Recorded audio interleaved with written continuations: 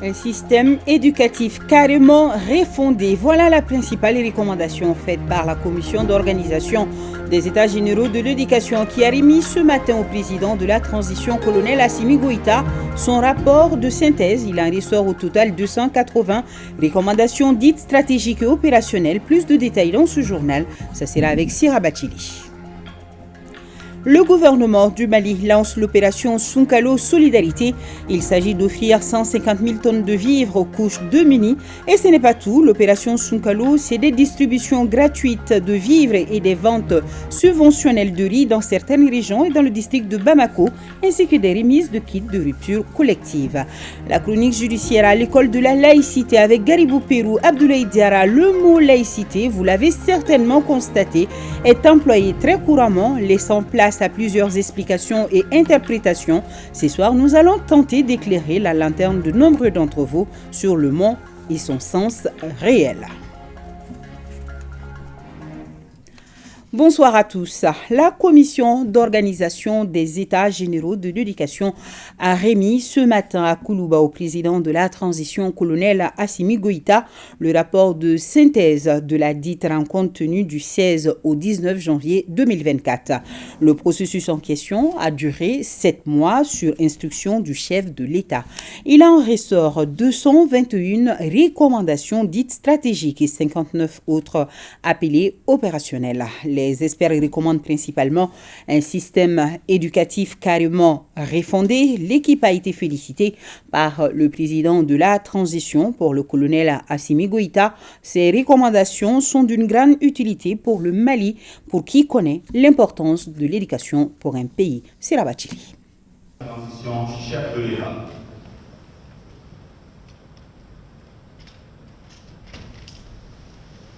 Un diagnostic et une seule thérapie, refonder carrément le système éducatif malien. C'est la principale recommandation issue des États généraux de l'éducation. Les experts du secteur sont venus remettre au président de la transition, colonel Assimi Goïta, les résultats de ces concertations à plusieurs niveaux. Un processus enclenché il y a 7 mois par le chef de l'État.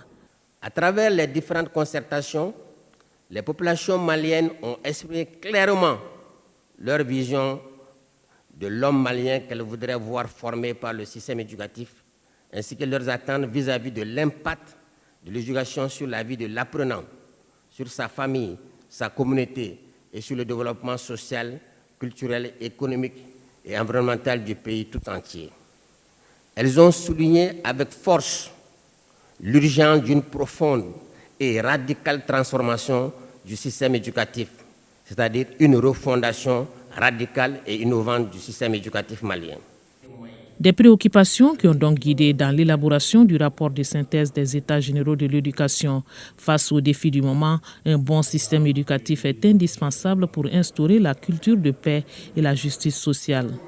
Le ministre de l'Éducation nationale, Amadou Sy Savané, lui, a rappelé la méthodologie adoptée par ces États généraux avant de faire le point des recommandations.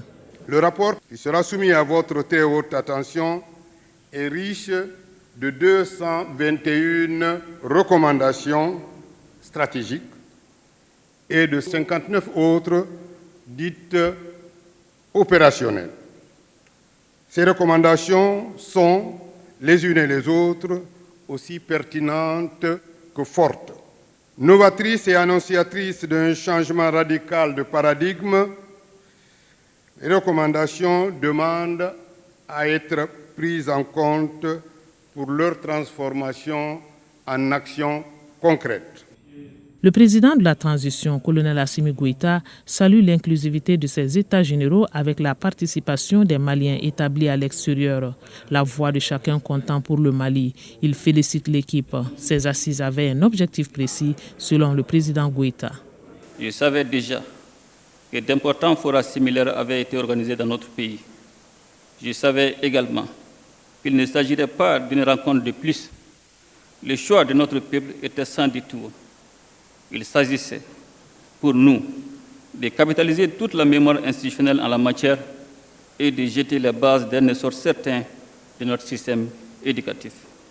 Aucun pays ne peut se développer sans un système éducatif de qualité qui offre la chance à toutes ses filles et à tous ses fils de s'éduquer, de s'instruire et de se former.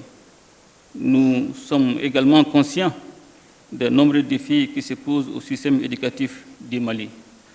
Nous savons aussi que ces défis sont énormes et cependant, ils ne sont pas insurmontables. Le devoir de génération nous fait donc obligation de les relever ensemble. Le Mali a opté pour la valorisation des langues nationales en les officialisant et cette valorisation passe par le secteur de l'éducation en apprenant nos langues nationales à la jeune génération avec des programmes spécifiques. Un retour aux sources que le président Goïta appelle la mise en relief du savoir local. Nous avons fait le choix d'offrir à nos langues un nouveau statut, les hissant au niveau des langues officielles. Une loi organique sur les conditions et les modalités d'emploi de ces langues est en cours de finalisation. Elles seront désormais utilisées dans le processus d'enseignement, d'apprentissage. C'est l'occasion pour nous de valoriser et de décomplexer les savoirs locaux. Nous avons prouvé à suffisance que le peuple malien n'a rien à envier au reste du monde en matière de savoir. C'est donc à un changement de paradigme qui nous invite vos recommandations. Le Mali nouveau s'appuie sur son riche passé et s'ouvre aux promesses de l'avenir grâce aux ressources inestimables de la révolution technologique. La création récente du Centre d'intelligence artificielle et de robotique est témoin de notre choix stratégique en la matière. Je sais que les hommes et les femmes ici réunis sont à hauteur de mission pour participer activement à la mise en œuvre des recommandations pertinentes et audacieuses dont nous venons de prendre connaissance. De la matière donc pour de grands programmes qui seront consacrés à l'éducation. Assurance du président de la transition, colonel Assimi Goïta, d'ajouter que le Mali en fera bon usage. Et ces recommandations constituent désormais pour nous des orientations pour des actions gouvernementales. Vous venez ainsi de tracer de manière consensuelle la feuille de route pour la refondation de notre système éducatif. Cette feuille de route est riche et nous engage collectivement. L'État s'investira pour sa mise en œuvre diligente et efficace dans l'intérêt du Mali et dans l'intérêt des générations futures. Et j'invite tous les participants ici présents à se considérer comme des acteurs majeurs de ce nouveau chantier de l'honneur. Le peuple souverain du Mali a décidé de la refondation de son éducation. Offrir une éducation et une formation qui répondent aux besoins de notre économie, c'est jeter les bases du développement de notre pays. Personne ne peut rester en marge d'une si belle et si noble mission. Vous avez la chance historique d'apporter votre pierre à l'édifice commun, à remplir votre devoir de génération. Je sais que je peux compter sur vous, sur votre énergie et votre dynamisme. Terrain balisé donc pour une école refondée avec 9 piliers au lieu de 4 habituels, dont le premier consiste à apprendre à l'apprenant à être soi-même à travers l'éducation aux valeurs culturelles et aux savoirs endogènes. À la primature, le chef du gouvernement a reçu hier en audience les membres du réseau des femmes africaines, ministres et parlementaires. Les membres du réseau ont présenté le bureau et leur plan d'action 2023-2027. Le chef du gouvernement a vivement salué le dévouement de ces femmes leaders avant de les rassurer de la disponibilité du gouvernement à collaborer avec le réseau. Aluseni Touré. Le réseau des femmes africaines, ministres et parlementaires, le REFAMP, a été créé pour faciliter la mise en œuvre des recommandations de la Conférence internationale sur la population et le développement tenue au Caire, en Égypte, en 1994. La section malienne a été mise en place en 1996 au retour de cette conférence. Le REFAMP Mali s'est doté d'un plan stratégique sur 5 ans, 2023-2027. Ce plan stratégique se décline en 6 axes principaux. Notre visite aujourd'hui, c'était pour présenter notre plan stratégique 2023-2027, qui est un document que nous avons élaboré et qui va regrouper toutes les actions que nous pensons pouvoir mener à bien au cours de ces 5 années à venir. Et surtout, il est important de noter que nous avons fait le bilan des années écoulées et nous avons vu un peu les perspectives. Mais les perspectives sont vues en tenant compte des orientations nationales, des documents de stratégie et de politique qui existent de façon générale. Nous avons mis l'accent sur certains aspects, notamment tout ce qui est consolidation de la paix, tout ce qui est vraiment promotion, autonomisation de la femme, lutte contre les violences basées sur les genres. Les femmes membres du REFAMP Mali sont connues pour leur expertise et leur dévouement pour le Mali, toute chose que le chef du gouvernement a tenu à saluer avant de donner l'assurance de la disponibilité du gouvernement à collaborer avec cette structure dans l'intérêt du Mali. Votre organisation, me semble-t-il, constitue l'une des sources vraiment d'énergie, d'idées avec votre expérience pour faire avancer notre pays. Je voudrais donc vous féliciter pour votre initiative, pour venir discuter avec les autorités sur l'avenir du pays. C'était plus facile de faire son petit sport, se reposer, penser à sa santé. Mais si vous le faites, je crois que ça doit être hautement apprécié à sa juste valeur. C'est pour vous dire que nous sommes très ouverts à tout ce qui peut faire avancer le Mali. Aujourd'hui, toutes les énergies, toutes doivent être mobilisées. J'ai fait une digression aujourd'hui qui a étonné beaucoup de gens dans la salle. Je leur ai dit que ce qui est arrivé à Kidal, tous les présidents du Mali que je connais, avec qui j'ai travaillé, avaient souhaité ça. 2018, quand on avait perdu l'espoir, il y a une vidéo qui circule, j'ai dit à tout le monde qu'un jour va venir où des Maliens vont sortir, qui vont réciter au Mali son honneur et sa dignité. On est un vieux peuple, nous avons tout le temps. On ne sait pas dans combien de décennies le Mali va le reprendre. Le REFAMP se propose d'organiser prochainement une table ronde pour présenter son plan stratégique aux partenaires. Vous le savez déjà, nous sommes dans la semaine nationale pour l'harmonisation et l'utilisation des symboles de l'État. Les membres du comité, dans leur mission de sensibilisation, ont eu une session d'échange ce mardi avec le Conseil économique, social, environnemental et culturel sur les symboles de l'État. Il est ressort de cette session que bon nombre de nos concitoyens ne connaissent pas réellement, ne savent pas plutôt réellement comment utiliser nos symboles. Le comité d'organisation de la Semaine nationale pour l'harmonisation et l'utilisation des symboles de l'État dans les locaux du Conseil économique, social, environnemental et culturel pour une session d'échange et d'information sur les symboles de l'État.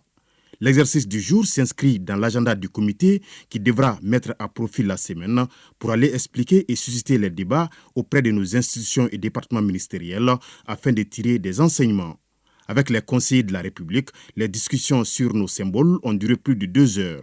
Le port des couleurs n'importe comment et qui est habilité à fabriquer les symboles de l'État ont été quelques-unes des préoccupations des participants. C'est quand même un débat qui a commencé depuis longtemps. Il y a plein de gens qui ont déjà commencé à travailler dans le domaine. L'utilisation et l'harmonisation des symboles de l'État a suscité beaucoup de débats. Donc je comprends qu'au niveau du Conseil économique, social et culturel aussi, que ça suscite beaucoup de débats parce que ce n'est pas très bien compris, ce n'est pas bien appliqué. Donc forcément que les gens ont soif de comprendre, de savoir, de s'informer par rapport aux symboles de l'État. Aujourd'hui, de façon générale, quand on fait une analyse, on fait une statistique, je crois qu'il y a une majorité de Maliens qui ignorent, sinon qui ne respectent pas les symboles de l'État. Cela est dû vraiment à une légèreté, ce n'est pas une façon d'abandon pratiquement des objets même de notre souveraineté parce que c'est ce qui nous appartient, ça c'est la réalité. Le comité poursuivra ce cadre d'information et de réflexion avec d'autres structures avant de produire un document. Le gouvernement du Mali lance l'opération Sonkalo Solidarité. Il s'agit d'offrir 150 000 tonnes de vivres aux couches démunies. Et ce n'est pas tout. L'opération Sonkalo, c'est des ventes subventionnelles de riz dans certaines régions et dans le district de Bamako, des kits de rupture et l'installation de lampadaires. On en sait plus avec Boubacar Babli Touré. Élan philanthropique du gouvernement du Mali en faveur des communautés musulmanes et chrétiennes en ce mois béni du Ramadan et du carême chrétien. L'opération s'appelle Sunkalo Solidarité. L'initiative qui vient d'être lancée officiellement consiste pendant un mois à soulager les personnes vulnérables dans le district de Bamako et dans les régions. Elle concerne les communautés musulmanes aussi bien que chrétiennes.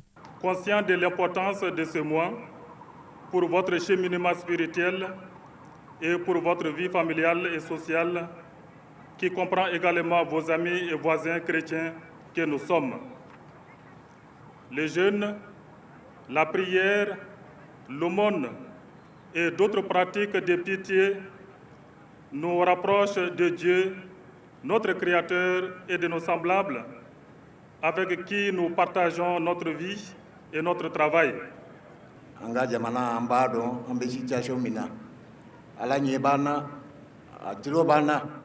Nous remercions le président de la transition pour ces gestes de solidarité. Nous sommes tous conscients de la situation que traversent les pays en ce moment. Ce geste va sans doute soulager les populations.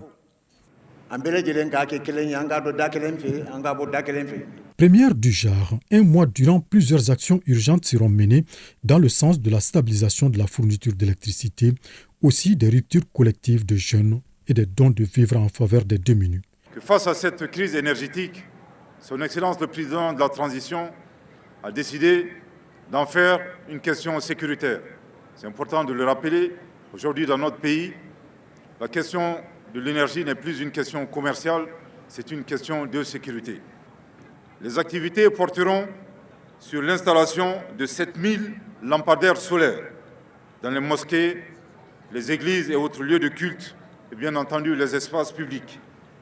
L'approvisionnement et la distribution de 180 000 kits individuels de rupture de jeûne, la distribution de 150 000 tonnes de vivres aux personnes vulnérables, l'octroi de facilités alimentaires à 6 000 ménages démunis, la remise de kits de fête Ramadan à 1 000 enfants en situation difficile, la vente subventionnée de 21 634 tonnes de riz au prix de 375 000 francs CFA la tonne aux consommateurs au lieu de 500 000 francs CFA. Un lancement mis à profit par la dizaine de ministres présentes de rompre le jeûne dans la communion avant de prendre part à la prière collective. Et toujours dans le cadre de l'opération Sunkalo Solidarité, voyons ce point de presse qui annonçait ces mesures phares du gouvernement. C'est avec Tchemgo Kounati. Le gouvernement du Mali au devant des actions humanitaires en ces mois bénis de Ramadan. L'opération s'appelle Sunkalo Solidarité, une tradition bien établie en faveur des plus nécessiteux. Elle prévoit notamment la distribution de 150 tonnes de vivres au maximum de personnes se sentant dans le besoin à l'échelle nationale. Une initiative mûrie au plus haut sommet de l'État. À commencer par le président de la transition, le colonel Assimi Goïta, le premier ministre, le docteur Choguel Maïga, tout le gouvernement, toute la transition pour venir en aide pendant ce mois béni de Ramadan. Il y a plusieurs actions qui seront menées, dont la distribution de kits de rupture de jeûne, la distribution de vivres secs aux personnes les plus vulnérables, et la distribution d'habits pour la fête aux enfants, la distribution de bœufs pour les personnes vulnérables. Aussi, Sunkalo Solidarité prévoit la vente subventionnelle du riz à travers le commissariat à la sécurité alimentaire. Outre le district de Bamako, ce volet touchera les régions de Kaya, Ségou, Mopti, Tombouctou et Gao. Nous avons un président qui nous a toujours orientés vers une solidarité absolue pour toute la population malienne. Madame la ministre de la Santé, vous l'avez vu avec moi lorsqu'elle a fait des donations pour nos frères chrétiens dans leur carême. Cela, on appelle la solidarité gouvernementale. Vous avez vu le président de la transition, lui aussi à son tour, a tendu sa main avec plusieurs vivres pour nos amis chrétiens dans leur carême. Cela aussi encore s'appelle la solidarité gouvernementale. Et aujourd'hui, nous sommes là ce matin pour magnifier toutes ces solidarités, conjuguer les efforts de l'ensemble des ministres pour que ces efforts soient dans le même effort étatique qu'on a appelé Sunkalo Solidarité. Mieux, une attention particulière est accordée à ceux qu'on pourrait qualifier de grands malades. Des séances de consultation gratuites seront initiées dans le but de leur faciliter la prise en charge des maux dont ils souffrent. Toutes ces actions seront soutenues par l'amélioration de l'éclairage public. Si Sunkalo Solidarité est une tradition à laquelle le gouvernement ne fait pas dérogation, force est de reconnaître que les autorités de la transition ont misé grand cette année. Tout cela pour atténuer les effets collatéraux de la chaleur et de la crise économique. Œuvre sociale du président de la transition, remise ce matin d'une importante quantité de vivres et non-vivres à une centaine de familles des militaires et paramilitaires tombés sur le champ d'honneur. Le geste du chef de l'État vise à soutenir les bénéficiaires pendant le Ramadan. Témoin d'une cérémonie pleine d'émotions, c'est Awama Kamara. De l'émotion à la joie, c'est le sentiment qui animait les bénéficiaires ici à la 3e région militaire du Mali. La symbolique est grande car il s'agit de venir en aide aux familles des militaires et paramilitaires qui ont versé leur sang pour la patrie. Le président de la transition, chef suprême des armées, à travers ses œuvres sociales, remet une importante quantité de vivres et non-vivres à une centaine de familles, de quoi leur permettre de mieux passer ce mois de Ramadan. La dite donation est composée de 100 sacs de riz de 50 kg, 100 sacs de riz de cycle de 50 kg, 100 bidons d'huile de 20 litres et 100 cartons de macaroni spaghetti. Et l'ensemble au profit de 100 bénéficiaires, veuves, orphelins des militaires et paramilitaires de la ville de Kati. Elle n'est pas une première du genre et cela prouve à suffisance combien le sort des victimes de guerre est une préoccupation majeure des plus hautes autorités. Il y a une grande opération de distribution de kits alimentaires sur toute l'étendue pratiquement du territoire. On a fait des localités comme Nyoro, comme Nara, comme Kita, comme Kidal, comme Douanzan, comme Banyagara, comme Tomoktu, Taoudini. On a fait les 6 communes de Bamako. On a fait les veuves militaires de Bamako. Aujourd'hui, c'est le tour des veuves militaires de Kati et paramilitaires. Donc, ce kit, c'est pour atténuer un peu les charges du mois de Ramadan. L'impact de ces actions se fait déjà sentir au sein des communautés des veuves de militaires. De nombreuses bénéficiaires ont témoigné de l'énorme soulagement que leur apporte ce soutien alimentaire. Nous remercions le président de la transition et toute son équipe pour la solidarité. Une seule graine de riz suffit pour essuyer nos larmes dans nos familles. Merci pour tout. Ces initiatives représentent un pas important vers la construction d'un avenir plus sûr et plus prometteur pour ces veuves. La 12e édition de l'opération Ramadan lancée, cette opération de l'ONG Secours Islamique France concerne plus de 6 000 personnes pour un coût global de plus de 105 millions de francs CFA. Barakissa Ouattara, Abdoulaye Diarra.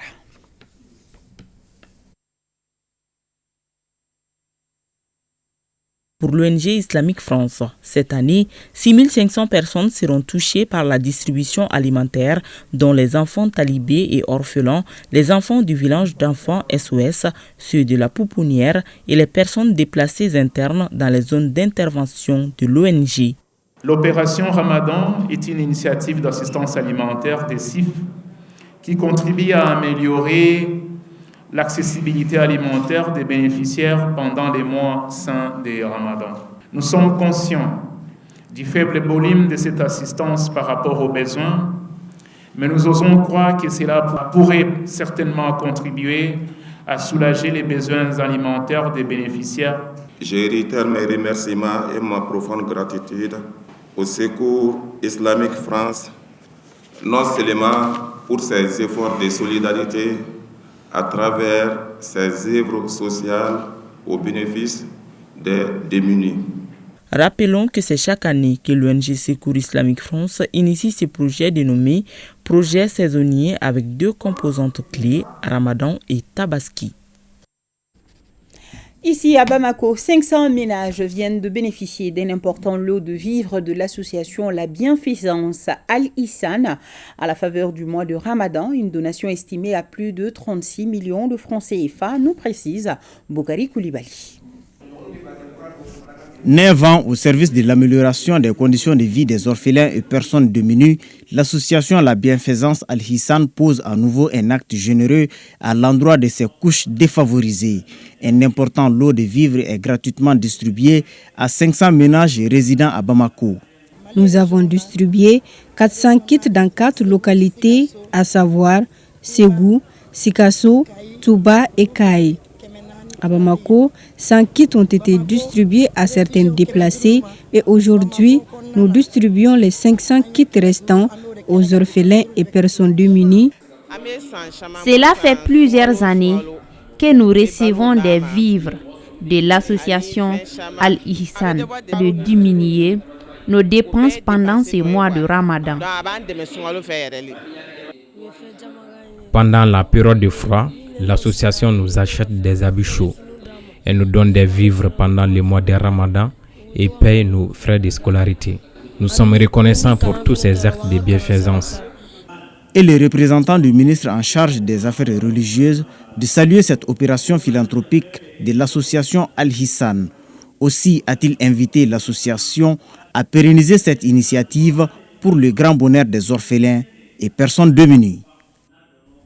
À Ramadan toujours, je vous amène faire le tour de nos marchés de la place avec notre reporter du jour. On apprend que certains produits comme les colorants, les jus, le quinqueliba ou encore le gingembre sont non seulement réapparus sur les étals, mais ils ont la cote. Très prisés pour les besoins de consommation lors de la rupture du jeûne, ces produits sont disponibles et abordables suivant Bokari Koulibaly et Abdoulaye Diarra. Nouveau décor, nouveaux articles au grand marché de Bamako et sur les artères de la capitale. En ces mois de Ramadan, les vendeurs de boissons et de colorants signent leur retour après ce qu'on pourrait qualifier de trêve. Les jus et les colorants marchent bien pendant le Ramadan. Pour le moment, les clients sont vraiment au rendez-vous.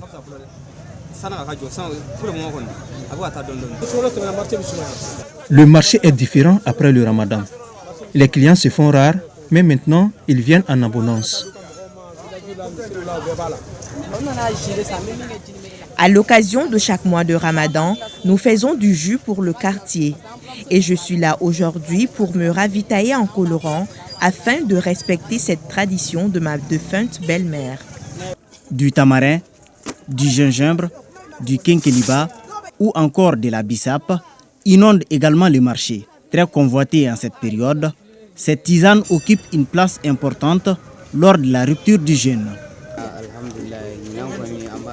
Dieu merci, la bissap, les gingembres et les tamarins sont très prisés en ce moment.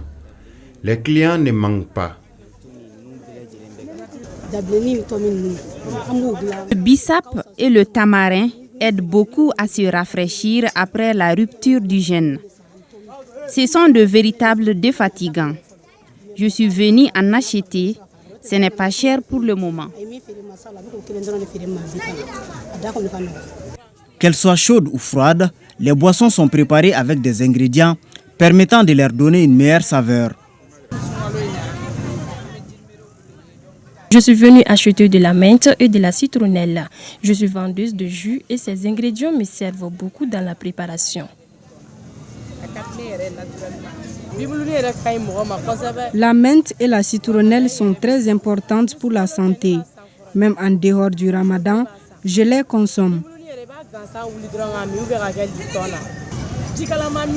Ces feuilles sont convoitées parce qu'elles servent à aromatiser les thés chauds comme les quinqueliba et autres. Elles sont préférables aux boissons fraîches. Les boissons ne sont pas les seuls produits prisés en ces moments. Il y a aussi les dattes, les pâtes, pour ne citer que ceux-ci. Toutefois, la vigilance doit être de mise quant à la consommation de ces produits afin de passer un bon mois de Ramadan sans faire un tour chez le médecin. Sur un tout autre sujet, du 9 au 19 mars, une délégation composée des membres de la coalition Co-Libération pour la réparation de la planète et la panafricaine réparation internationaliste conférence va parcourir les pays de l'Alliance des États du Sahel. Un soutien de taille qu'elle veut apporter au président de ces pays qui incarne aujourd'hui le nouveau visage d'une Afrique libérée. D'autres explications avec Abdul Karim Kaba. L'Alliance des États du Sahel, AES, représente une chance pour tous les Africains pour se libérer et conduire leur destin. C'est pourquoi les panafricanistes, à travers la panafricaine réparation internationaliste Standing Conference à Paris et la co-libération pour la réparation de la planète, sont en visite dans les pays de l'Alliance des États du Sahel, AES. C'est saluer le courage de l'Alliance des États du Sahel. On ne réalise pas, peut-être parce qu'on est sur le terrain et parce qu'on est à l'étranger, à quel point se voir dessiner une carte de 3 pays qui se réunissent est l'appel que tous les Africains du monde entier attendaient. Nous ne pouvons pas laisser tomber cette alliance. Je salue le courage de nos présidents, je bénis Ibrahim Traoré, je bénis le président Assimi Goïta, je bénis le président Tchani, pour exister et pour donner la force aux pays d'Afrique de se réveiller et de suivre l'exemple des Maliens, des Burkinabés et des Nigériens. Le combat enclenché par les présidents des pays de l'Alliance des États du Sahel sera rude. Je suis extrêmement optimiste. Quand je dis optimiste, parce que tous les panafricains du monde entier sont en train de se battre pour que ce mouvement ne tombe pas. Mais il y a la peur. On a tous peur. On a tous été terrorisés. Ils sont tous en train de mettre en place, on ne sait pas ce qui va nous tomber dessus. Nous devons avouer qu'à l'heure où nous sommes en train de parler, devant le monde entier, des guerres continuent, qui sont des guerres colonialistes, impérialistes, inacceptables. Je suis très fière de l'Afrique du Sud qui s'est levée et qui est partie voice et dire nous sommes avec des pays qui sont colonisés pour arrêter cette forme de colonisation. Mais ça se fait au vu au su de tout le monde. L'union fait la force. Si le Mali était resté seul, on aurait déjà réglé votre problème. Si le Burkinabé était resté seul, ils auraient déjà trouvé une solution à ce problème. Quand je dis ils, les pays impérialistes et les pays colonialistes. Si le Niger était seul, ils auraient probablement déjà trouvé une solution au Niger. Tous les présidents africains qui se sont rebellés contre l'establishment, on leur a trouvé une solution, soit on les a éliminés, et même les journalistes, et je salue votre courage. Le peuple, par le peuple et pour le peuple, cette mobilisation de soutien aux dirigeants de l'AES ne doit surtout pas faiblir. Le PARISC, c'est une organisation qui est soutenue par le peuple, par les peuples du monde entier. Dans notre combat anti-impérialiste et anticolonialiste. L'Alliance des États du Sahel, AES, est le début du changement pour les peuples colonisés et torturés. Pour atteindre l'objectif, il faut être solidaire car l'association renforce la capacité de développement. Traditionnelle session extraordinaire de l'Assemblée générale des Nations unies. À New York, les femmes du Mali, bien représentées, elles prennent part aux différentes discussions, notamment celles portant sur le suivi de la 4e conférence mondiale sur les femmes et 7 autres qui pointent du doigt le recul effrayant enregistré en matière de droits des femmes à travers le monde. La voix du Mali est portée par le ministre de la Promotion de la Femme, Coulibaly Mariam Maïga, la correspondance de Aïssata Ibrahim Maïga. La Commission de la condition de la femme, le plus grand rassemblement annuel des Nations Unies consacré à l'égalité des sexes et à l'autonomisation des femmes, se tient du 11 au 22 mars 2024 à New York. Le thème prioritaire de cette session est accélérer la réalisation de l'égalité entre les hommes et les femmes et l'autonomisation de toutes les femmes et filles en s'attaquant à la pauvreté et en renforçant les institutions et le financement dans une perspective d'égalité entre hommes et femmes. Le président de la Commission a rappelé qu'aujourd'hui, plus de 400 millions de femmes et de filles vivent dans la pauvreté extrême. Outre cette dimension économique, le secrétaire général de l'ONU a identifié 2 tendances préoccupantes, le patriarcat et l'accès des femmes à leur liberté et droits reproductifs. Toujours selon lui, l'autre tendance a trait aux technologies, en particulier l'intelligence artificielle qui est dominée par les hommes. Sur la question des violences sexuelles commises contre les femmes en temps de conflit, le président de l'Assemblée s'est dit bouleversé par les informations faisant état d'abus sexuels à l'encontre de femmes et de filles en Palestine, en Ukraine et en Haïti. Plusieurs appels insistant à un cessez-le-feu à Gaza ont été également lancés.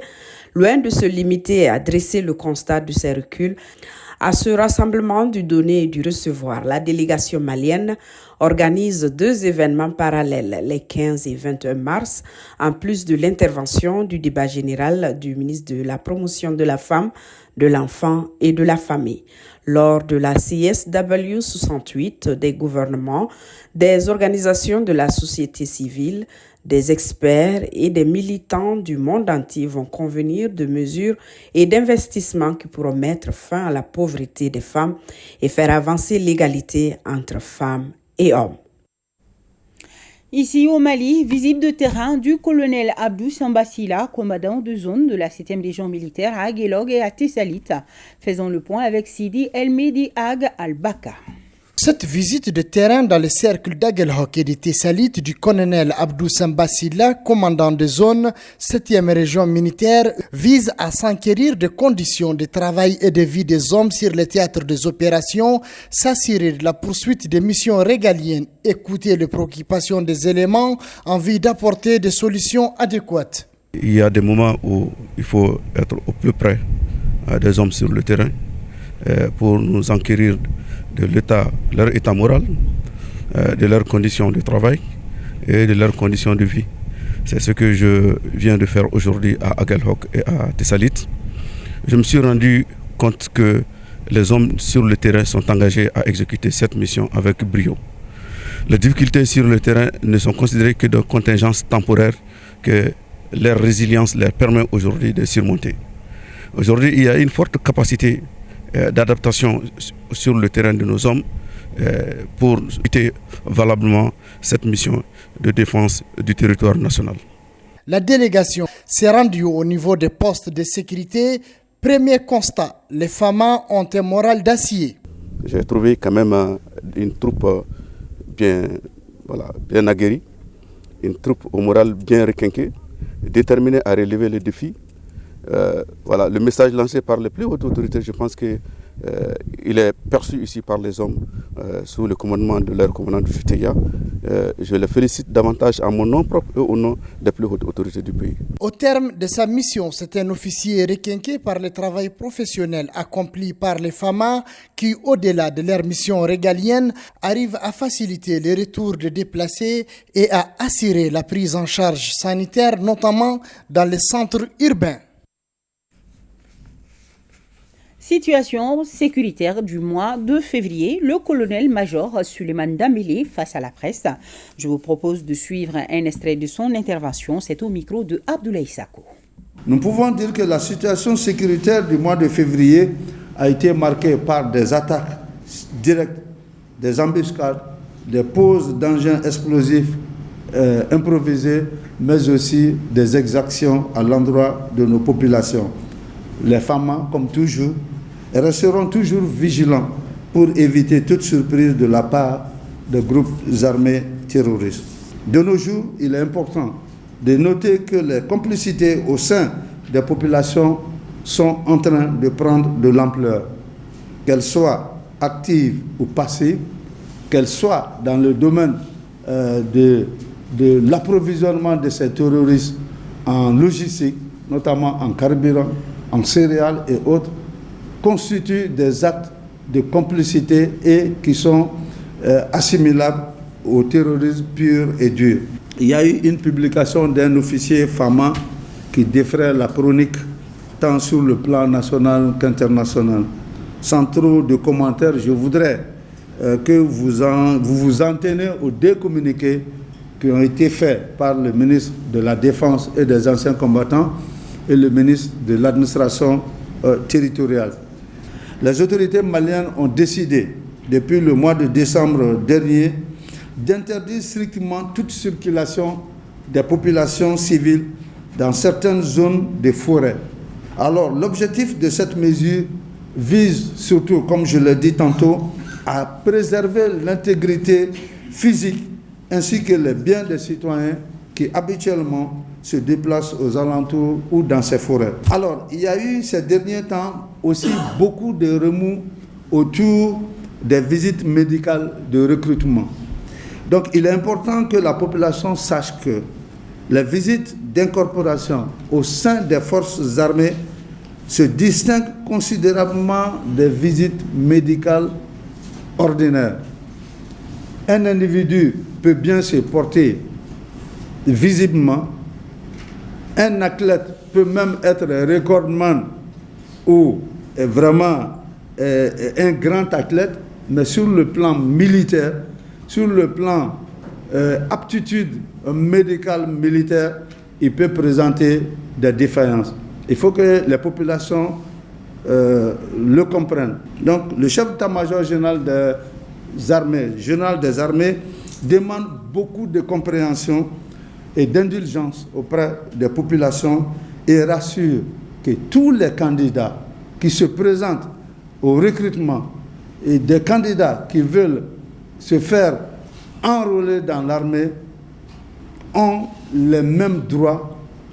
Il n'y a pas de distinguo entre tel ou tel candidat, que les populations le comprennent, que vous aussi, hommes de médias, que vous le compreniez.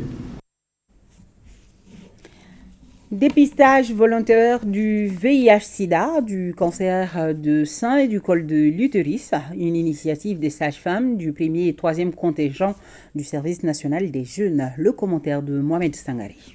La semaine des réservistes est initiée pour renforcer les liens armée-nation. Il s'agit aussi de sensibiliser les jeunes sur l'importance du service national des jeunes SNJ et le rôle crucial des réservistes dans la protection de la nation. Les sages-femmes de l'amicale ne sont pas restés en marge des activités de cette semaine. Nous avons eu à faire dépister 50 personnes ici pour les tests du cancer du sein et du col de l'utérus. Et pour le VIH, tous les tests étaient négatifs. Et pour les cancers du col du sein, il y a eu quelques cas, 4 cas seulement sur 50 qui ont été référés pour précision du diagnostic. Aujourd'hui, nous voulons inculquer une certaine compréhension de la citoyenneté auprès de la jeunesse. Vous voyez la première cohorte qui est là, qui sont les mamans apprentis qui sont là, qui se sont lancés là-dessus, qui ont eu l'habitude depuis le temps à s'investir pour leur communauté, à s'investir pour leur pays et de façon bénévole. Aujourd'hui, c'est une démonstration qui est faite dans ce sens-là. Le ministre Fomba a par ailleurs demandé un sursaut patriotique de la jeunesse pour une refondation totale. 610 millions de francs CFA, c'est le budget prévisionnel de l'Institut national d'ingénierie de formation professionnelle pour 2024. Le compte-rendu de la 11e session ordinaire de l'Institut, c'est avec Batraoui. Établissement à caractère scientifique et technologique, l'UNIFORP, Institut national d'ingénierie de formation professionnelle, a axé ses efforts sur la formation en 2023. C'est ainsi que les gestionnaires et les formateurs des centres de formation professionnelle de Sikasso ont bénéficié de formations sur l'implantation des programmes élaborés selon l'approche par compétences. Ces activités de renforcement de capacité devront se poursuivre en 2024. L'UNIFORP espère sur les retombées de la prospection et sur l'amélioration des conditions socio-économiques et sécuritaires afin de réaliser les activités programmées. Entre autres, la production des référentiels de formation, la production des moyens et des outils didactiques pédagogiques, la formation des formateurs et les études de recherche liées à l'ingénierie. Pour mener à bien ces activités programmées en 2024, le budget a été revu à la hausse. L'UNIFORP dispose cette année d'un budget de 610 403 943 francs CFA, soit une augmentation de 16,33% par rapport à 2023. J'instruis à la direction de l'UNIFORP de prendre toutes les dispositions pour exécuter les activités avec professionnalisme, engagement, esprit d'initiative, pour améliorer significativement le taux d'exécution des activités à l'heure du bilan.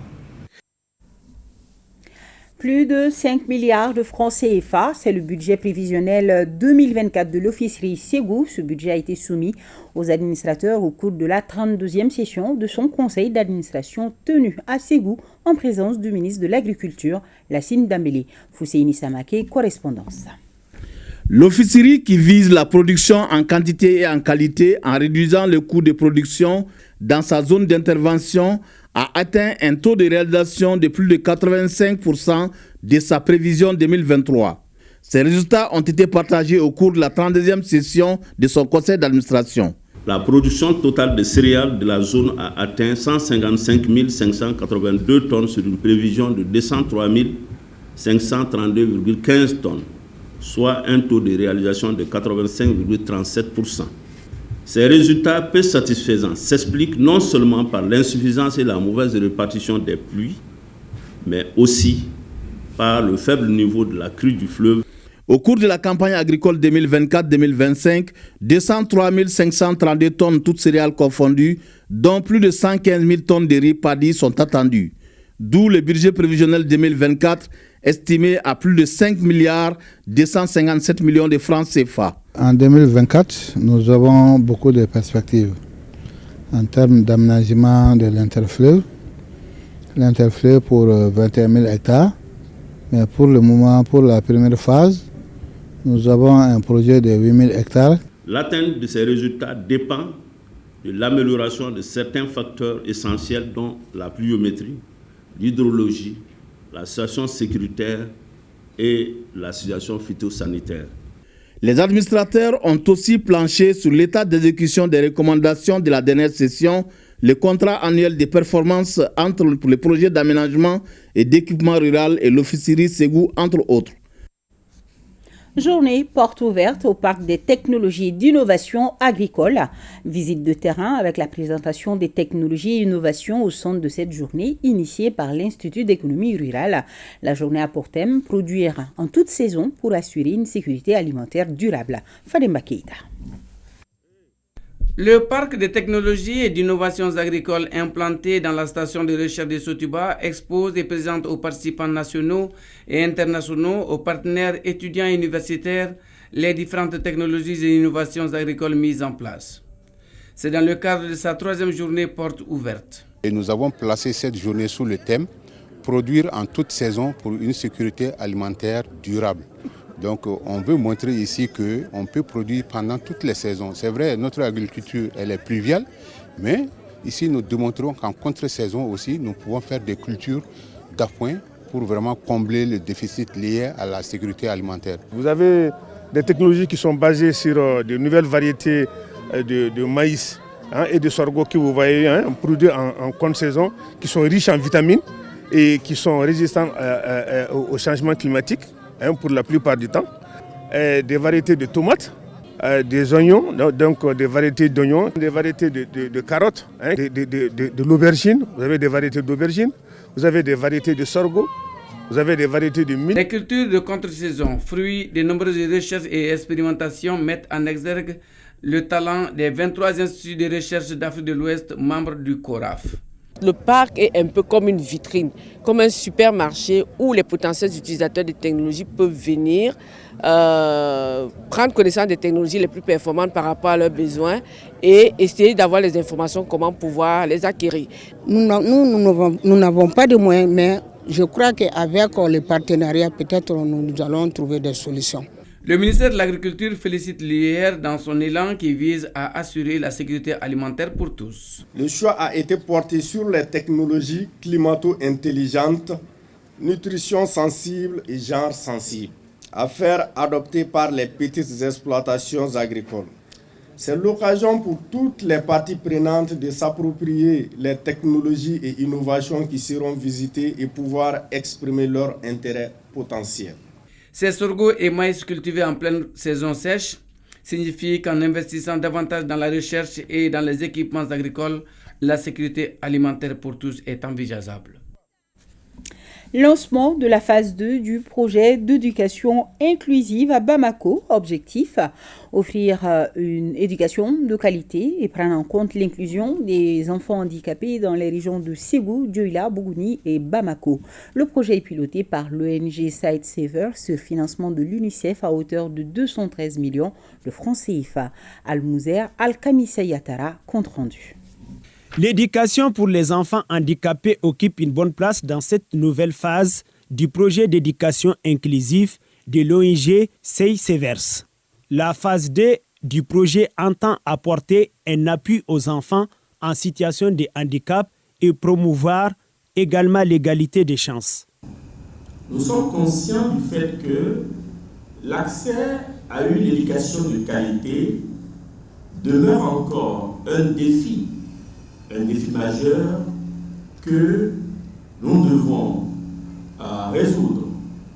Résoudre ce défi en nous assurant que chaque enfant, garçon ou fille, handicapé, ait un accès inclusif à une éducation de qualité.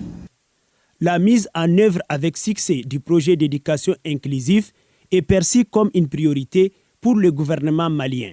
Offrir une éducation de qualité à tous les enfants du Mali, y compris les enfants en situation de handicap, conformément aux idéaux de l'objectif de développement durable, notamment les ODD4, est une priorité pour notre gouvernement. Cette volonté se traduit par la prise en compte de l'éducation inclusive, une stratégie permettant l'inscription et la rétention de bon nombre d'enfants handicapés dans les écoles ordinaires, comme le stipule le programme décennal de développement de l'éducation et de la formation professionnelle deuxième génération. Un sentiment de joie, de satisfaction, surtout envie de remercier beaucoup Sightsaver et l'UNICEF pour avoir contribué à sensibiliser les parents d'élèves à comprendre que leurs enfants, malgré leur handicap, puissent bien réussir à travers la scolarisation, à travers la protection sociale, à travers leur dotation en matériel didactique. Le projet d'éducation inclusive, phase 2, est financé par l'UNICEF à hauteur de 213 millions de francs CFA. Il couvrira les régions de Ségou, Bougouni, Dioula et le district de Bamako. Dans la mouvance du 8 mars, Dafedje Event respecte la tradition en organisant la 6e édition de la Nuit des femmes battantes. Les femmes battantes dans plusieurs domaines se sont vues donc récompensées. Suleiman Silibé était sur place. Elles sont commerçantes, militaires, politiques et femmes des médias à recevoir des trophées à la 6e édition de la Nuit des femmes battantes. Cette soirée de reconnaissance est l'initiative d'un jeune animateur de radio Dafedje pour encourager ces braves dames. Chaque année, nous recensons les femmes battantes dans plusieurs secteurs pour leur décerner des trophées. À travers cette initiative, nous voulons les encourager pour qu'elles soient des exemples. Les récipiendaires du jour ne manquent pas de mots pour exprimer leur reconnaissance. Je remercie d'abord les organisateurs. Je suis très heureuse par ce trophée aujourd'hui.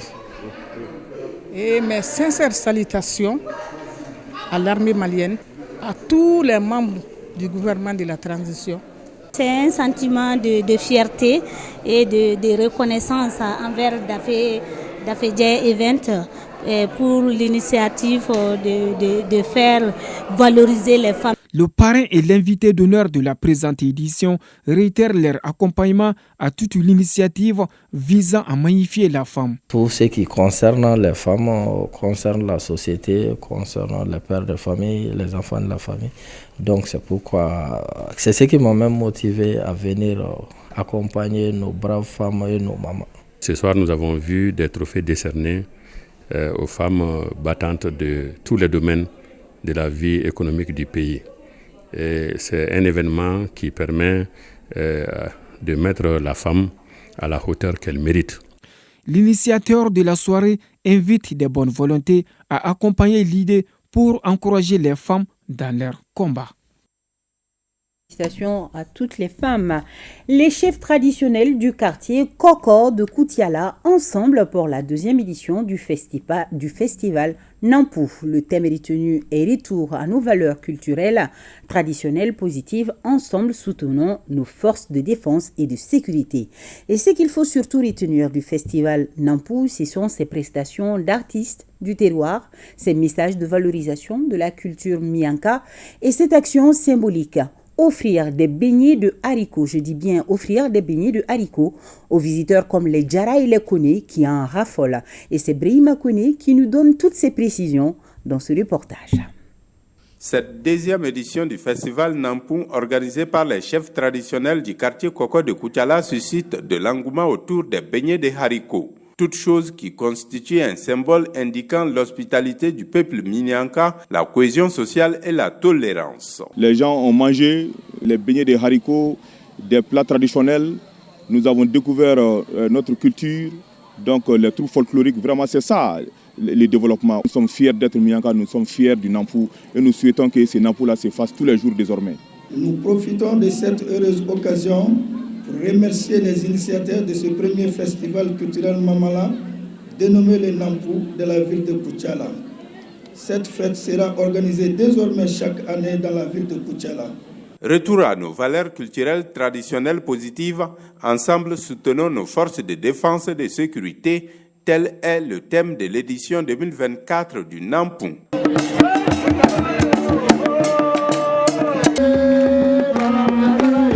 Là où règne la paix, l'entraide, c'est là où le bon Dieu existe. La culture dans la vie d'un homme se trouve au début, au milieu et à la fin.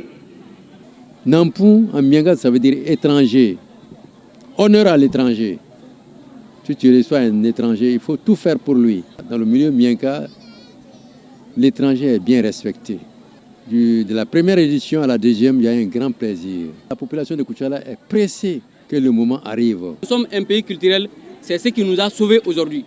Si nous n'étions pas un pays culturel, ce qui est arrivé à notre pays, nous ne serions pas là. C'est dû aux ressorts culturels qui ont fait que nous nous sommes relevés. Et donc, fort de ce constat, nous devons effectivement continuer sur ce chemin. Ce rendez-vous culturel dénommé Festival Nampou est une manifestation de la volonté de contribuer à faire de la culture un tremplin pour le développement. Et ça se passe à Koutiala. Nous arrivons à présent à la chronique judiciaire qui nous amène ce soir à l'école de la laïcité. La République du Mali, depuis son indépendance, a toujours rappelé le principe de la laïcité dans sa constitution à tous les niveaux des décisions où l'État peut intervenir. Le mot laïcité, vous l'avez certainement constaté, est employé très couramment, laissant place à plusieurs explications et interprétations. Ce soir, nous allons tenter d'éclairer la lanterne de nombreux d'entre vous sur le mot et son sens réel, car laïcité, il faut le savoir, a pour objectif principal de maintenir la cohésion sociale et éviter tout risque de collision entre les prises de décision du politique et du religieux. Garibou Pérou, Abdoulaye Diarra. Gravé dans le marbre de la Constitution du 22 juillet 2023, le Mali est une république indépendante, souveraine, unitaire, indivisible, démocratique, laïque et sociale. Le principe de laïcité de l'État est réaffirmé dans le préambule de cette loi fondamentale. Chacun de ces mots est le résultat, en quelque sorte, d'un choix mûrement réfléchi. Chacun de ces mots a été placé ici à la suite de longs débats. Chacun de ces mots a un sens partagé par la majorité des Maliens. Chacun de ces mots aujourd'hui doit être considéré comme inviolable, aussi bien par l'État qui en a la responsabilité, que par tous les citoyens. La laïcité n'est pas une simple opinion ou appréciation, mais elle est le principe qui repose sur l'égalité, la liberté et la neutralité, examine le directeur national des affaires juridiques et du SO. Si nous prenons le cas du Mali, il y a beaucoup de musulmans, mais il y a également des chrétiens. Parmi les chrétiens et les musulmans, il y a plusieurs tendances. Chez les musulmans, on parle de 2 ou 3 tendances. Chez les chrétiens, on parle de catholiques et de protestants, par exemple. Il y a les croyances également traditionnelles. tout ça, c'est des croyances, c'est des choix libres des populations ou des citoyens. Ce choix-là doit être respecté, doit être garanti par les lois de la République. Et l'exercice de ce choix religieux-là, de ce choix de culte-là, doit être également garanti. Et c'est pourquoi il est interdit à l'État lui-même d'avoir un culte officiel. C'est-à-dire que l'État lui-même ne peut pas se clamer, par exemple, chrétien ou musulman. Il le lui est interdit au nom justement du principe de la laïcité. Et il est interdit à l'État également, par exemple, de prendre en charge un culte religieux. La laïcité sans égalité, liberté et neutralité s'écroule et devient même dangereuse pour les citoyens. Dans le contexte où il y a plusieurs expressions religieuses, disent que moi, État, je soutiens telle religion contre telle autre. C'est une manière de faire une différence entre les citoyens et c'est une manière de violer la Constitution qui clame l'égalité entre les citoyens et qui clame également la liberté pour le citoyen de choisir le culte qu'il veut. Si le constituant a entendu à tous les coups le rappeler, c'est que le constituant a conscience des risques de troubles à l'ordre public et au cas où cette laïcité-là venait à ne pas être respectée. La laïcité à l'école, par exemple, qu'est-ce que ça signifie? Comment s'applique-t-elle aux enfants? Lorsque l'enfant, par exemple, fréquente un établissement public, l'établissement public en question se doit d'observer dans les cours qu'il dispense, dans la manière de s'habiller, la manière de se comporter, les leçons de civisme ou bien de conduite que cet établissement dispense, l'établissement public en question doit s'interdire d'y introduire tout comportement, toute attitude ou toute obligation qui viole le principe de la laïcité. Par contre, lorsque le parent de l'enfant l'inscrit volontairement dans une école à tendance religieuse, et on parle de médersa, on parle d'école catholique. Si c'est le cas, c'est un choix qui découle de la liberté du parent d'élève d'enseigner au-delà d'une profession les règles de la religion qu'il a choisie à son enfant. Loin d'être polysémique, la laïcité est synonyme de la tolérance. C'est d'ailleurs la raison pour laquelle elle implique la neutralité de l'État. À tous, elle impose l'égalité devant la loi sans distinction de religion ou conviction. Elle garantit aussi la liberté de manifester ses croyances, mais celle-ci sans atteinte à l'ordre public. Et nous sommes presque à la fin de cette édition. Comme information principale, retenez la remise du rapport de synthèse de la commission d'organisation des États généraux de l'éducation au président Goïta et aussi le lancement par le gouvernement de l'opération Sunkalo Solidarité. Un grand merci à nos téléspectateurs de Anderaboukan, Gossi et Gourmararoussa. La météo tout de suite avec Seo Tamboura. Demain, les matinales du groupe ORTM, ce sont Aoubedi, ORTM 1, Cocorico, ORTM 2, Bamako Matin sur la chaîne 2. Bonne soirée à tous en compagnie de nos programmes. Demain, je serai là, je l'espère, à 20h45. Bonsoir à tous.